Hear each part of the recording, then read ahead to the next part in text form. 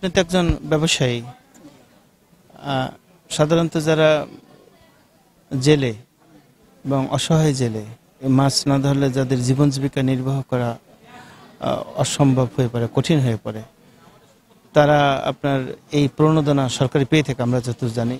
কিন্তু আপনি একজন সলভেন্সি ব্যবসায়ী, মানে মাছের ব্যবসা করেন, রেণুপোনার চাষ করেন, স্বনামধন্য ব্যবসায়ী আমার জানা মতে আপনি এখানে এই অঞ্চলে। তো আপনি এই বাছুর কেন পাচ্ছেন? সরকারি যে অনুদানগুলি আছে সেটা আসলে তো বললে অন্যরকমের হয়। আসলে সরকারিভাবে ওই জেলেরা খুব একটা কিছু পায় না।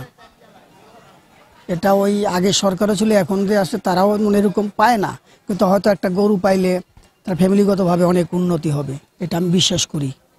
হয়তো মাছের চাষের সঙ্গে সঙ্গে দেখা গেছে যে বন্যার সময়ও অনেকের মাছ, গত বছর আমাদের মাছ ভেসে গেছে, অন্য অনেক জেলেদের মাছ ভেসে গেছে, কিন্তু আমরা সেই কোনো অনুদান আমরা আদৌ পাইনি। কিন্তু এই সরকারকে ধন্যবাদ দিই যে নতুন সরকার আমাদেরকে গরুর ব্যবস্থা করছে।